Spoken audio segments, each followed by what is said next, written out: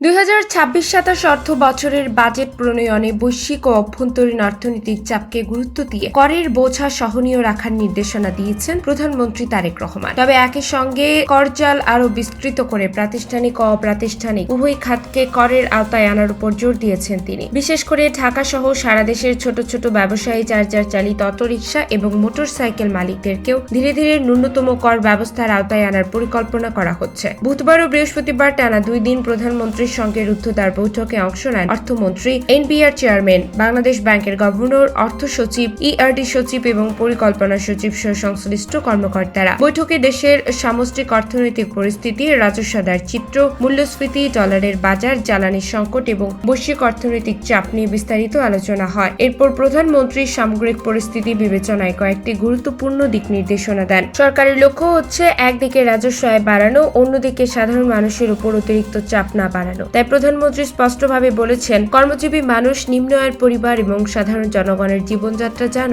করের চাপে কঠিন না হয়ে পড়ে, সেদিকে সর্বোচ্চ গুরুত্ব দিতে হবে। একই সঙ্গে কর ফাঁকি রোধে কার্যকর ব্যবস্থা নেওয়ার নির্দেশনাও দেওয়া হয়েছে। জানা গেছে, আগামী বাজেটের সম্ভাব্য আকার ধরা হতে পারে 9 লাখ থেকে 9,30,000 কোটি টাকা। এর মধ্যে প্রায় 7 লাখ কোটি টাকা রাজস্ব আদায়ের লক্ষ্য নির্ধারণের চিন্তা করছে সরকার। তবে চলতি 2025 থেকে 26 অর্থ বছরের প্রথম 9 মাসে প্রায় 97,990 কোটি টাকার রাজস্ব ঘাটতি তৈরি হওয়ায় উদ্বেগ প্রকাশ করেছেন প্রধানমন্ত্রী। তিনি রাজস্ব কর্মকর্তাদের আরো সক্রিয় হওয়ার নির্দেশ দিয়েছেন এবং কোথায় সমস্যা তৈরি হচ্ছে তা দ্রুত চিহ্নিত করে সমাধানের উদ্যোগ নিতে বলেছেন। কর জিডিপি অনুপাত বাড়াতে টিআইএনধারীদের জন্য বাধ্যতামূলক রিটার্ন দাখিল কার্যকর করার বিষয়েও জোর দেওয়া হয়েছে। একই সঙ্গে অপ্রাতিষ্ঠানিক খাতকে ধীরে ধীরে কর ব্যবস্থার মধ্যে আনার পরিকল্পনা নেওয়া হচ্ছে। তবে এক্ষেত্রে হয়রানি বা অতিরিক্ত চাপ সৃষ্টি করা যাবে না বলেও নির্দেশনা দেওয়া হয়েছে। এবারের বাজেটে চার্জার চালিত রিক্সা ও মোটরসাইকেলকে কর কাঠামোর আওতায় আনার বিষয়টি বিশেষভাবে আলোচনায় এসেছে। সরকারের মতে, সড়ক ও মহাসড়কে এসব যানবাহনের অনিয়ন্ত্রিত চলাচল বড় ধরনের বিশৃঙ্খলা তৈরি করছে। তাই শুধু রাজস্ব আদায় নয়, বরং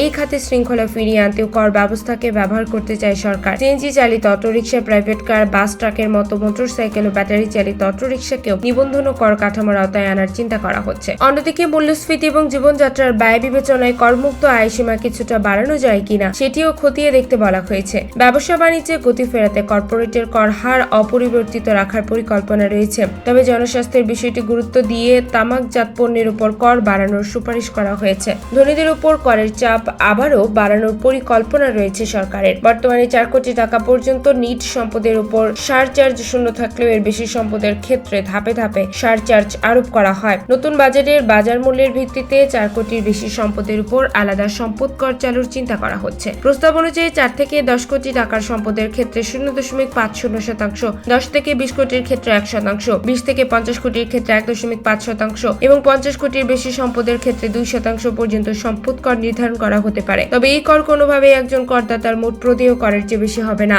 এছাড়া একাধিক গাড়ির মালিকদের জন্য পরিবেশের সারচার্জের বিষয়টিও বহাল রাখা হয়েছে। গাড়ির সিসি অনুযায়ী বর্তমানে 25,000 টাকা থেকে 3.5 লাখ টাকা পর্যন্ত সারচার্জ রয়েছে। নিত্য প্রয়োজনীয় পণ্যের বাজারে কর ছাড়ের বিষয়েও গুরুত্ব দেওয়া হয়েছে। প্রধানমন্ত্রী নির্দেশ দিয়েছেন, সাধারণ মানুষের জীবনযাত্রার ব্যয় সহনীয় রাখতে খাদ্যসহ জরুরি পণ্যে যতটা সম্ভব কর ছাড় দিতে হবে। নিম্ন মধ্যবিত্ত মানুষের দৈনন্দিন ব্যয় কমাতে বাজার ব্যবস্থাপনায় নজরদারি বাড়ানোর পরামর্শ দেওয়া হয়েছে। বাজেট ঘাটতি সামাল দিতে সরকার বৈদেশিক সহায়তার উপরে বেশি গুরুত্ব দিচ্ছে। বিশেষ করে ইন্টারন্যাশনাল মনিটারি ফান্ড এবং ওয়ার্ল্ড ব্যাংক থেকে বড় অঙ্কের বাজেট সহায়তা পাওয়ার আশায় আলোচনা শুরু করেছে অর্থ বিভাগ ও ইআরটি।